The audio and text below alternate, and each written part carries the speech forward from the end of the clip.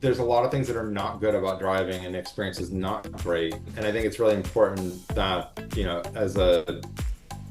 as a city, as a metro, as a state, that we provide other options. It's not vastly out of scale that we put more resources into transit. I think that there's a lot of hidden sort of costs that go into a car only system that are, I mean, I could go on and on about, but I don't. I think there's a lot of myths that can help to be undone as we have more examples of being able to easily get around our city and our metro area, through transit and through walking and biking. Welcome back to Cities in Motion. I'm Jacob. This is the podcast for anyone who wants cities built for people. Each week, we dig into the systems, design, and culture that shape urban life and explore how smarter transportation, better planning, and thoughtful policy can make our communities more livable. We are officially back for Season 2. It felt right to kick off this new chapter with a conversation about one of the most ambitious urban transformation projects in Central Texas. Imagine a 32-mile linear park and public space that doesn't just run alongside a train, but actually connects the heart of downtown Austin all the way to Leander. We're talking about the Red Line Parkway, a vision for a thriving, inclusive, and multifunctional trail that turns a transit corridor into a backyard for the entire region. Joining me today to open the season is Tom Wald, the Executive Director of the Red Line Parkway Initiative. Tom is a leader in the movement to make our transit corridors more than just tracks and pavement. Today, we're discussing how this project moved from a bold concept to a major nonprofit movement, and how a trail of this scale can bridge the gap between transit, public health, and climate action. Whether you're a daily commuter or someone who just wants more green space in your neighborhood, this episode is just for you. Here's my conversation with Tom Wald. Thank you so much for coming on Cities in Motion. I really appreciate you taking the time. Why don't you take 30 to 40 seconds to talk about who you are and the Red Line Parkway? Sure. So I'm Tom Wald, the Executive Director and co-founder of Red Line Parkway Initiative. It's a 501c3 nonprofit. We support the 36-mile trail in Linear Park from downtown Austin through Cedar Park to Leander. And I'm a longtime walking and biking advocate. Awesome. I have personally taken the Red Line Parkway plenty of times. I work in Austin, but as an educator, I am biking in between all my schools and all locations I need to be in, and it's super convenient to have through downtown and into East Austin. That is great so far. What first drew you into this work, and was there a specific moment when you realized the Red Line Parkway corridor could become something more? Yeah, sure. So I grew up in Minneapolis, walking and biking, and always appreciated that, and Minneapolis is a pretty walkable and bikeable city, and it's become more so, but there were always improvements that could be made that were, some of them were pretty obvious. And so I would speak up at public meetings in Minneapolis and actually saw some things on the ground from when I was young. When I got to Austin, I started getting involved as a volunteer, again, speaking up, and then eventually was kind of essentially nominated to become the executive director of what became Bike Austin and is now Safe Streets Austin. So led that as staff for 5 years and worked on quite a bit of projects all across the city and across the metro area. And, a lot of the stuff that we see on the ground now was, there was a role way back then, 15 years ago. I was the head from 2009 to 2014. And so actually one of those was the Red Line Trail opening, one of only a few parts of the section that were, of the corridor that were built back then. It was opened in 2013. Across from Highland Mall area, Falls Airport Boulevard. And so that was completed from Denson Drive, basically Highland Station to Crestview Station. And I was part of, one of the 3 dignitaries biking through the ribbon, me, former Councilmember Chris Riley, and Linda Watson, the CEO then of Cap Metro. And I knew it was an important project. I saw the importance of it and the potential of it. It was going to be a challenging project. And then I also could see that, it was one of many projects I needed to work on across the metro, and so could not put that much focus in it. So I left Bike Austin in 2014, and by 2016, started to have this idea. It was at the Texas Trails and Active Transportation Conference, talking with some older colleagues, and they suggested, why don't you start up a Friends of group, a Friends of a Trail group? And started thinking about that, and the Red Line Trail became, it was pretty obvious. And so, as a candidate, I'll put it that way, I started asking around people who'd worked more closely with the project on the project, the Urban Trails program manager at the time, Chad Krager, and some others, and was trying to find out if it was a project that was possible to happen, but also a project that was not going to happen unless there was a dedicated nonprofit for it. And it was pretty evident that it was both of those. It was not going to happen, but that it was also possible. And that was when I started putting the other pieces together. And basically just formed a working coalition or working group of people and colleagues I'd worked on projects with, and that was like kind of a leadership group, and then that formed into the board. We formed formally in 2017, raised some money, and then I started on as staff in 2019, and I've been doing it since then. All right. What are some projects that are coming up? For the Red Line Parkway. So I mean, man, it's when I th really think about it, there's easily like a dozen projects that are coming out. I'll name the ones that come to mind, and I think might be some of the more exciting ones. And some of these are going to take a few years. There's a couple major projects that are expected to be completed in 2028. Seems like the magic year. But yeah, there's the Howard Lane Shared Use Path. It's a Travis County funded project, and it'll connect an area that has really poor bike walk connectivity. So it some sample trips. The people who live in Wells Branch, especially high school students who go to McNeil High School, have no real way to walk or bike to school. But this will do that for them. It'll create a path that's continuous and safe for them. So the Red Line Parkway is essentially pretty much the same corridor as Howard Lane in that area, and so we figured out that project, that would be a really good match for something that was needed for other reasons, but also for the Red Line Parkway. It'll also importantly connect into Howard Station, so the people say west of, from west of Palmer, so Raton Creek area, Raton Creek area, they'll be able to, in Apple campus, they'll be able to bike from Howard Station to the Apple campus and so on.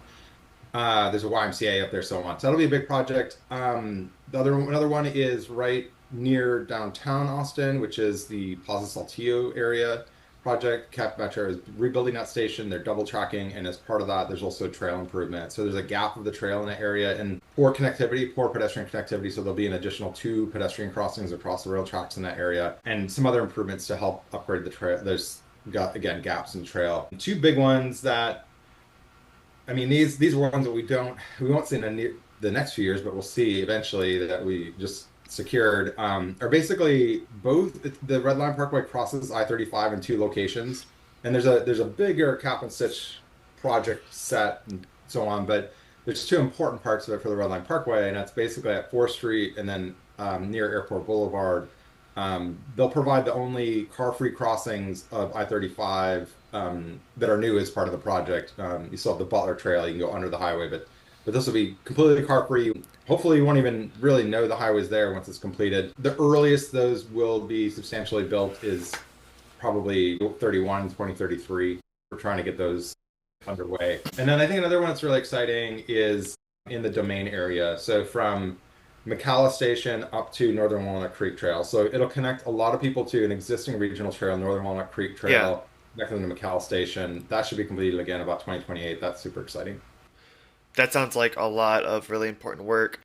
I mean, what does it mean for mobility within the region? Like, there's dozens and dozens and dozens of trails that sound like they're being built right now. Do you think that's going to encourage people to drive less often, take more transit, bike more, walk more? It will. I would say as much as we prize and have a lot of pride on our trails in our region, Austin area has like much fewer trails compared to a lot of peer cities. We grew so fast, didn't reserve the land, didn't complete the trails. We weren't ambitious enough to build trails. They just seemed so expensive and extra, I guess. So we do have some excellent trails, but they're very limited. So I think all these little trail sections will have their own role in it. But I think it'll be, a bit longer before we get to the point where people can kind of assume that wherever they are, that there's a trail within a mile from them, which is especially important for bicycling trips, that you have something that's nearby. Walking trips, I think we will definitely already notice this, that people do gravitate and we build more housing around transit stations and we build more housing, frankly, around trails. So people are going to, people are already experiencing that part of it. And so people are using trails somewhat to walk to work and other trips for their daily needs. I think one of the things, and I don't know if I'm jumping ahead, but one of the things is that we're trying to make it clear in the public mind that the Red Line Parkway exists as a corridor. And so there's completed trail sections, but there are other sections in between that are safe and comfortable and to some extent welcoming. So we're trying to guide people to those. And so we're hoping that that will have an effect to help people, guide people to use that, both for walking and biking and to connect to transit. But I think a big thing that in your question is just that network effect will take a while. We don't have a very well connected network of trails. Yeah, I think I have noticed that in my experience biking around Austin. Like, I have trained for half marathons and marathons around Lady Bird Lake. It's Mhm. great, but outside of that, it's hard to have a safe corridor on the Walnut Creek Trail. It's great, but yeah, I definitely agree with your point. Once all these trails are connected and we have connected, well-supported trails, what is that going to mean for like public health and the climate and connection to your community? Yeah, so that's a few things in there. There's a lot, I mean, just overwhelming evidence that when you have access to walking and biking, that the population in the area, the health increases. There's a speaker a few years ago that said, having a good bike and ped accommodations in your area for specifically for African American population increases their life by I think I don't know it was a year or two or something like that. And it's true for other demographics as well. Um, there's a huge social aspect that a lot of people don't think about, which is when you get around by walking and biking or even taking transit, you do encounter people a lot more face to face, and it really just changes your world. You're seeing strangers. You're also seeing there's this concept. There's your friends, but then there's those other people in your life who aren't so much your friends, but they do help to create a sort of social and emotional stability that you see these people on periodically. Maybe you kind of know them and you say hi to them and smile, but it creates this social cohesion that's really important for a good society and robust society. Maybe meet people that you just get an opportunity to connect with every so often when you want to. So that's important. And then you didn't mention it explicitly, but economic development is really important. I think in a city like Austin, in a lot of cities across the country, I think we take it for granted, especially as you get closer to the core of the city, because things are more expensive. But the thing is, you really can't take it for granted. I mean, Austin is not. I mean, we're assuming that Austin's going to pick up again, but like the economy is not fantastic. We're not. There's not tons of building. And so it helps all sort of society measures when we have a healthy economy. But I think the other thing that tells you when economic development and benefits also indicate that people want to be there and like something. And so which one comes first is do people go there and then it's economically thriving or is it the other way around? But I think that's a big thing that for our project is important. It also helps pay for the project. Yeah. You brought up the economy. What are some other challenges you've have ran into? Well, yeah, I would just say on economy and just finding funding. I mean, that's a sort of a current, our public funding right now locally is very constrained, and this is such a long project that we kind of have to ride the waves and know that we're going to have those kind of challenges. I think that the other, aside from so finding money to build the project is yes, it's an issue, and we want to make sure we get out ahead of it. But it's a sort of a known thing that's always going to be a constraint, and how do we address that and just have patience or whatever it takes. But other things are a little bit more, I was gonna say pernicious, but I don't know if that's quite the right word, but just things that are just like they're going to be there and they're a little more tricky to solve and a little bit more tricky to anticipate. You can anticipate. So the thing I want to get at is individuals and potentially organizations out there who have concerns or whatever. So there's certainly tons of support. Trails are among the top requested government product or service that people want. Parks, it's like we want trails, and yes, that includes different kinds of trails, but it includes trails. And you see that over and over again in polling and so on. But there are it's like people want trails, but they want them, sometimes people don't want them right where they live, right? Because they have trails can go through really nice places, green spaces and whatever, and other corridors where there aren't people. And so once you add people in, some people get nervous. It change is a thing that can cause some consternation. So I think that's a thing we're going to look out for. And I think the other thing is just what the vision is. So we do want to bring a lot of resources to build this project.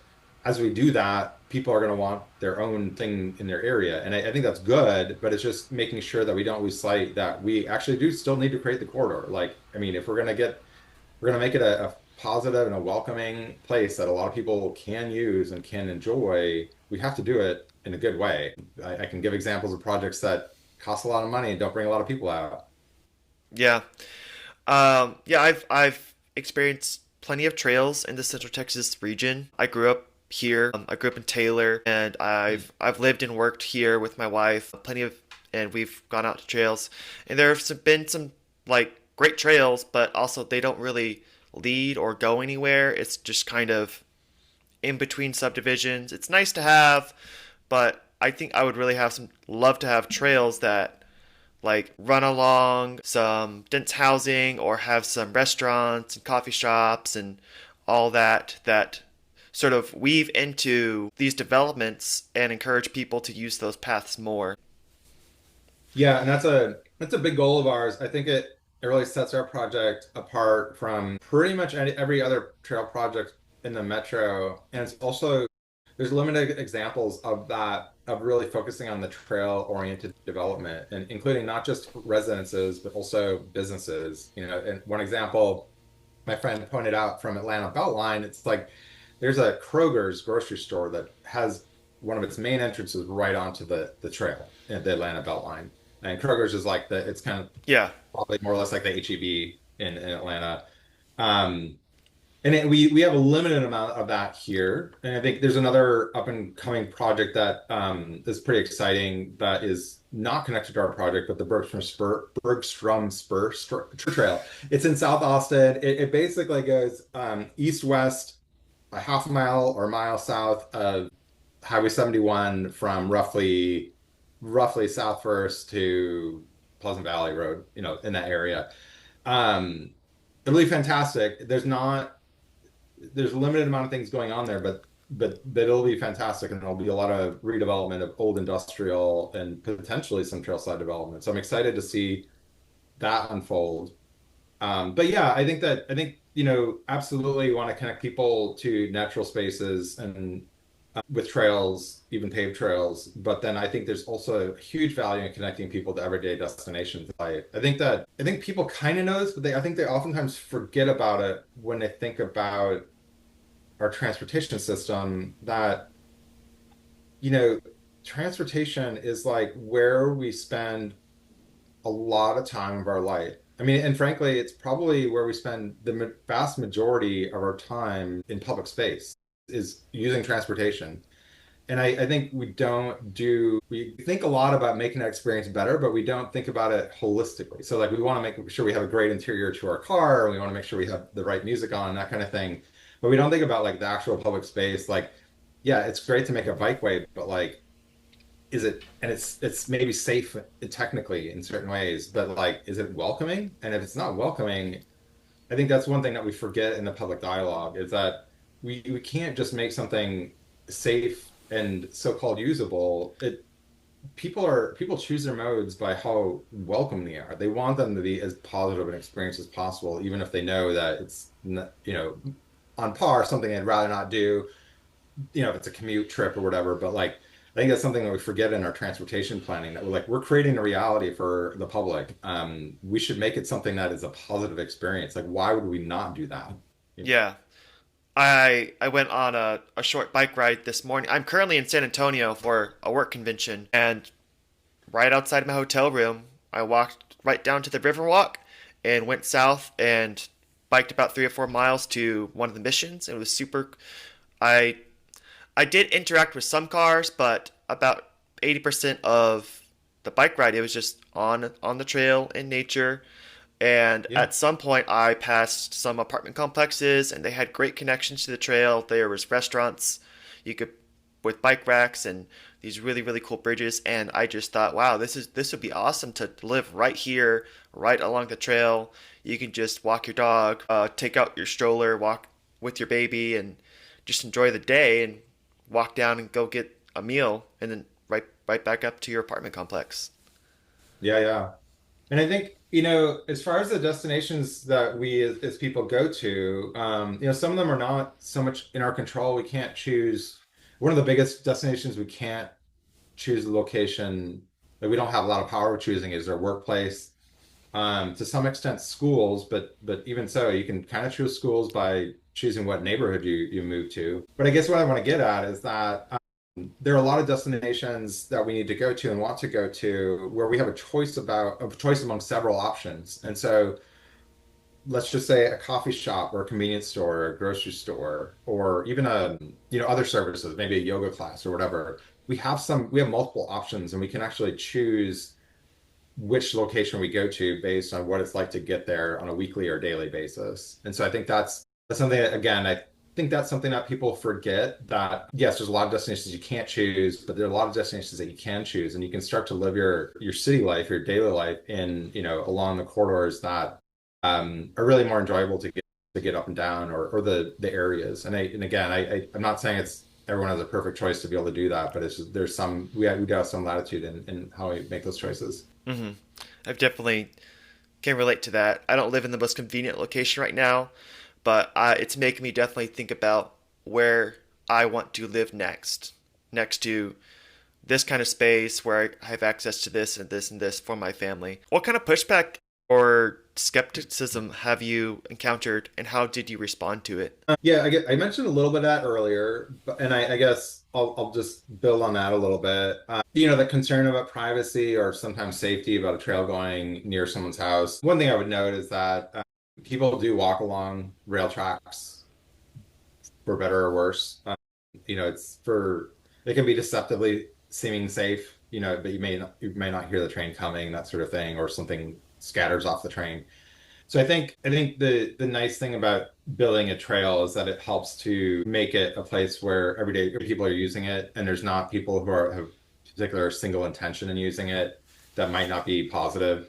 So it brings more eyes on the corridor, which can help safety and help counteract crime. It can also help against trespassing. So, from a rail authority concern, and there's real benefits to that. There's a national organization, Rails to Trails Conservancy, that has routinely covered those, and there's quite a bit of evidence to support both of those.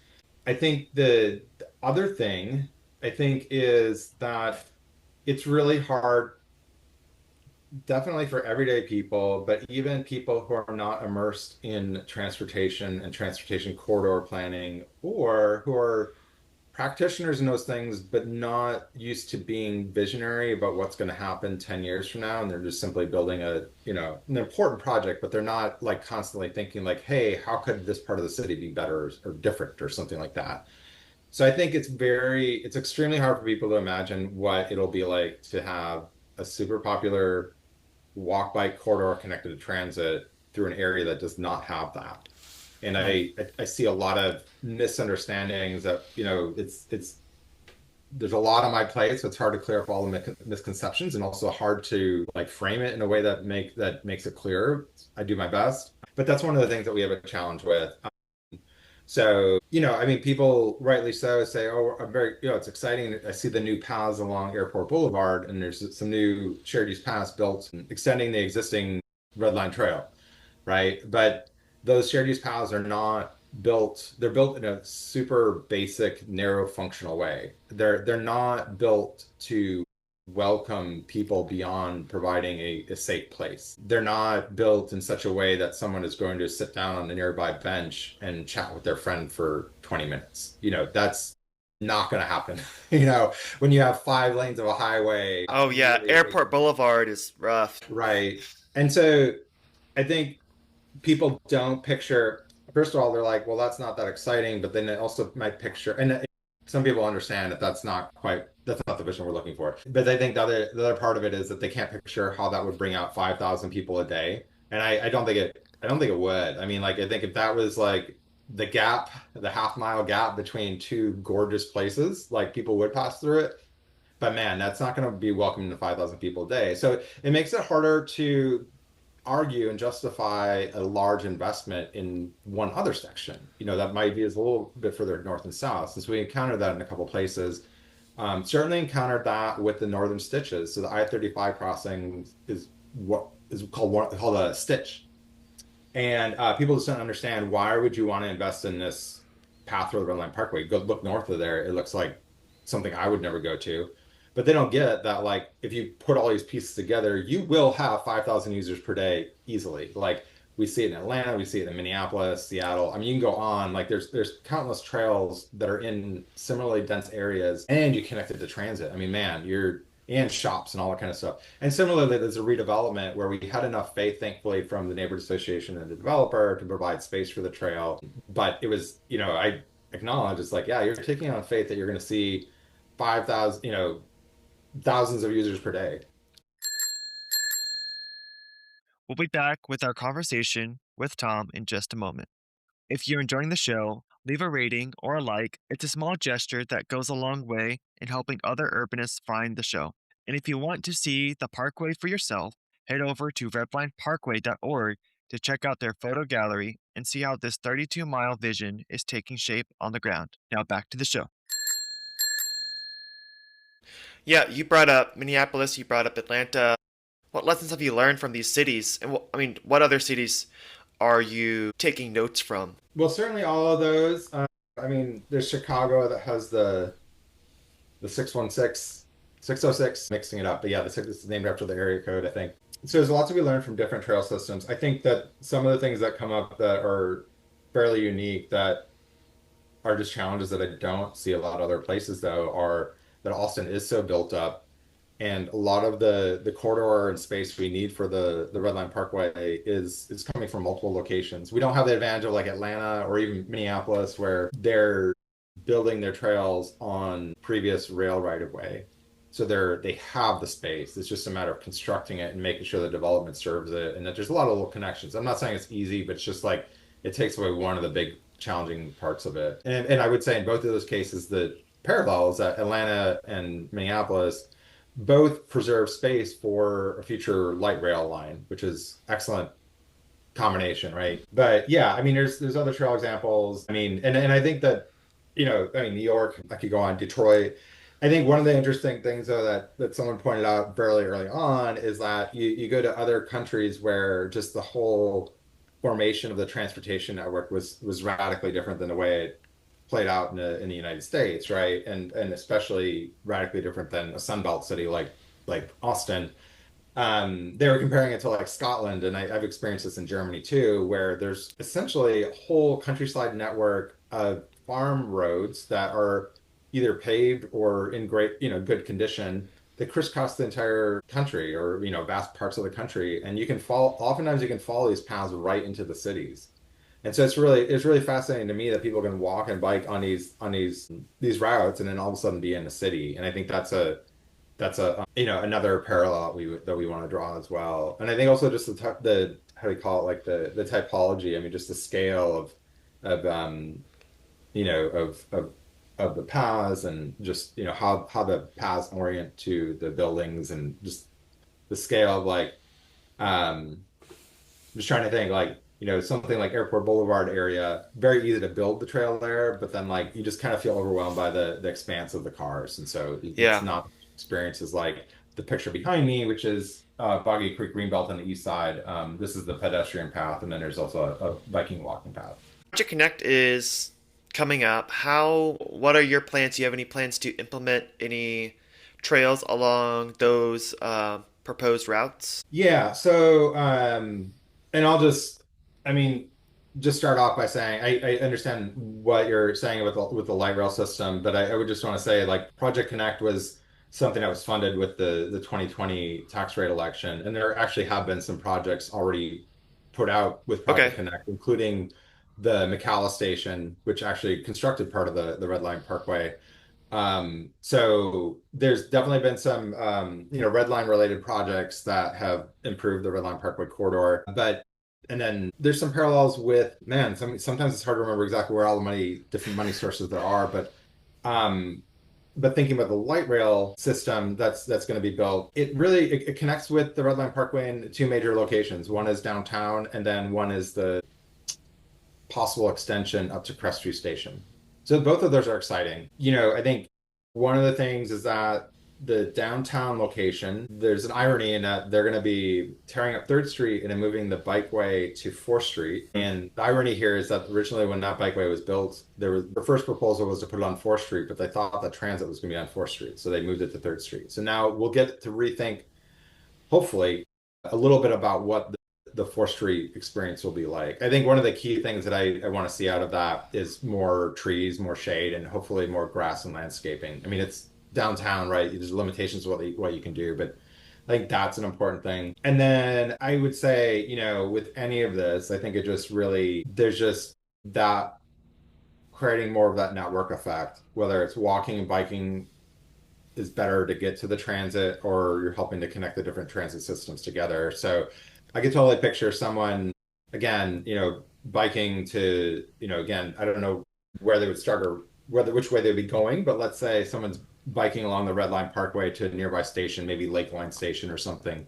They take that into Crestview and then they get on the light rail there and go down to the UT campus. And they Mm-hmm. can do that trip probably faster than they can drive it. I think that's one of the super exciting things. I think would I mean, even if they don't do it faster than a car, it's still pretty exciting because you don't have to drive and you don't have to be in the traffic. Took the Amtrak down here to San Antonio from Austin, and it took like 3 hours. I'm like, it usually would have taken me probably about an hour to drive down here, but I wasn't driving. I wasn't focusing on traffic. I got to socialize with my fellow passengers and everything. It was great.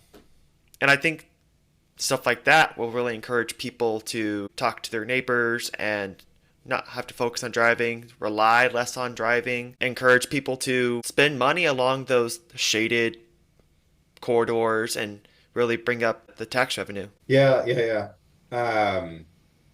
Yeah, I think it's really, a big part of this is creating choices for people. Mm-hmm. I don't think that this project isn't gonna make everyone turn into getting around by walking, biking, and taking a Yeah, transit. of But course. it creates an option for people who want it. It also creates a local example of how it can work. And yeah, I think that people who find themselves only supporting driving as an option and just think the other stuff is just kind of on the periphery and not important.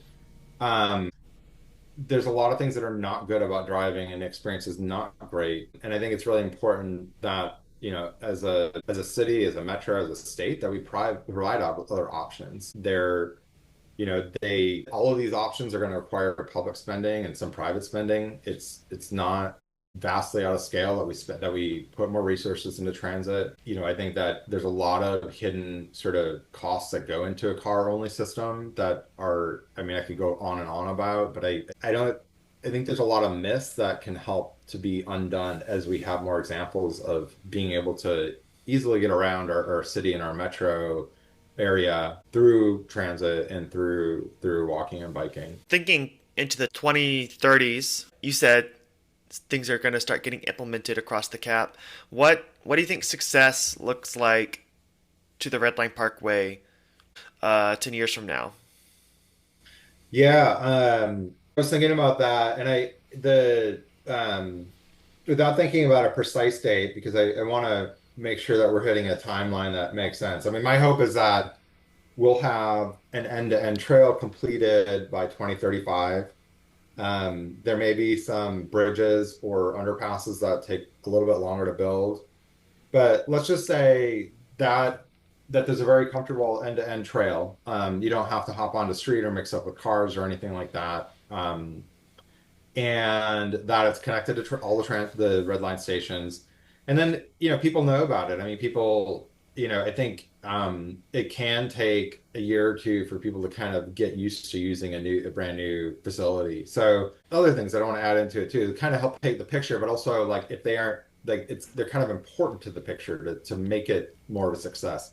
So another thing is all the new development that's going to be going up along the corridor, both projects that are underway, conceived of, being discussed right now, plus new projects that have not yet gotten there. North Burnett area, Cedar Park, Lakeline. There's a lot of areas where there, Robinson Ranch, there's a lot of areas that potentially can develop and just like recreate sort of our city from the inside out. And I think you'll both have more people who live, work, and as I say, play, but do other things along the Red Line, and it'll become a very vibrant corridor, be a place that people go to. So even if they don't live along it, they will go to it and they'll enjoy it. I do believe that it will, whether it's in 2035 or by 2040, that it'll become one of the most popular destinations in Austin Metro. We've seen that happen with in Atlanta. I mean, if you look at the top 10 attractions in Atlanta, it's a trail. Like what's in the top 10? I mean, it's not just simply it's a trail, but it becomes a destination for a lot of the people. They go to the Atlanta Beltline to see, to be seen, to shop, you know. So to be in a park, to recreate, to eat. So I think that that's that's what we expect to happen, and we're we're trying the darndest to get a lot of the pieces to put together.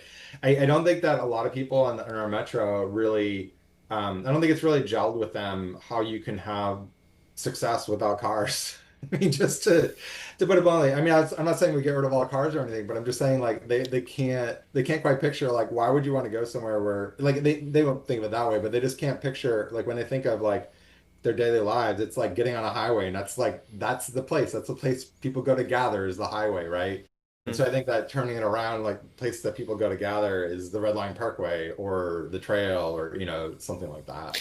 It's like these third spaces that people are talking about. Hey, let's go on a walk, let's go on a bike ride, let's take the trail down to this coffee shop. And yeah, is that And I what think kind the of transit component makes it like much more approachable because there's some people who won't be able to walk very far. They don't feel comfortable on a bike, but they can to get on the train, they can go to the next station, walk several hundred feet to something they haven't been to before. hmm is that what kind of keeps you motivated to push this vision forward? Yeah, I mean, one theme has been that it'll serve a broad range of people. I mean, our intent is to make sure that there is affordable housing along the corridor, for example, and then also that it does serve a wide range of abilities and people who will never bike or people who can't walk far and that kind of thing. The transit is really, it's an important part of it. It's not essential. I think trails can be great without transit connectivity, but yeah, no, that's important.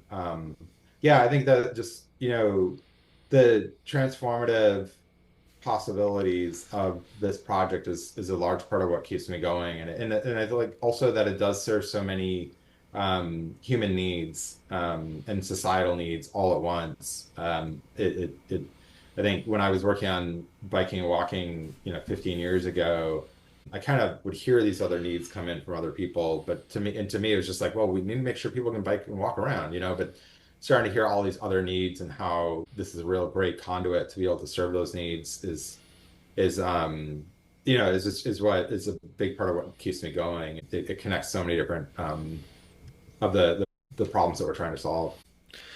What are some books that you've read recently on this subject, either pertaining to trails or city planning or placemaking, that you would recommend to people who are listening? Man, I'll admit that I have a hard time finding the time and space to read books. Yeah.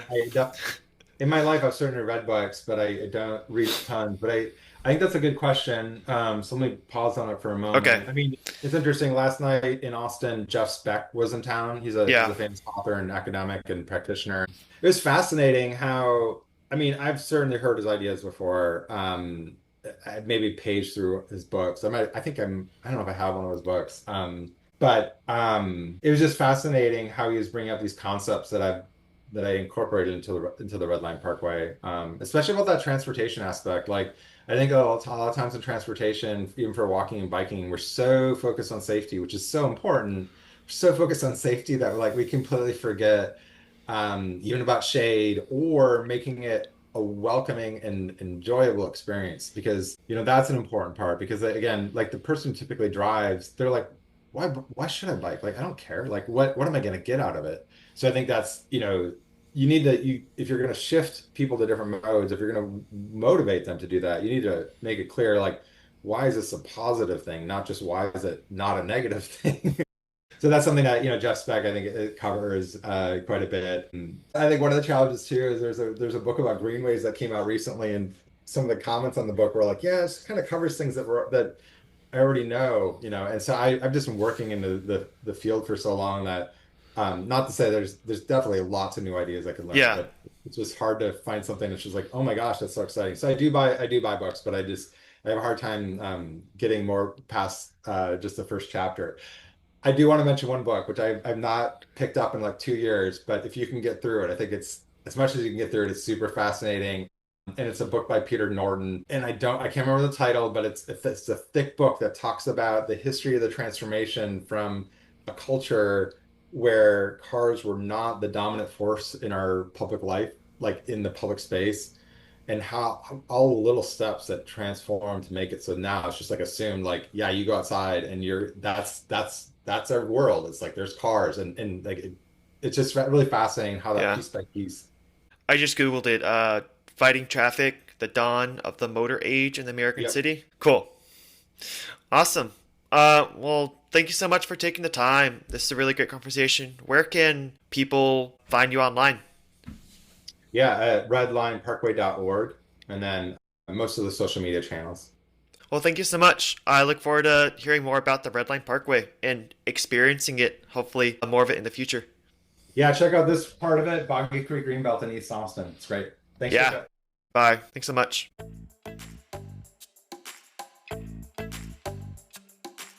It's inspiring to see how the Red Line Parkway initiative is working to stitch together a 32-mile outdoor living room for the Austin region.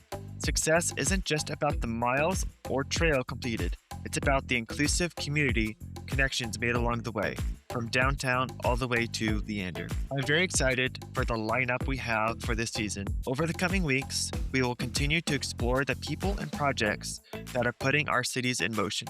To learn more about how you can support the Parkway, whether through their volunteer cleanup days or by joining the initiative, visit redlineparkway.org. You can follow Cities in Motion on Instagram for behind the scenes content and updates for the show. I'm Jacob, and thanks for listening. We'll see you in the next episode. Don't forget to keep your cities in motion.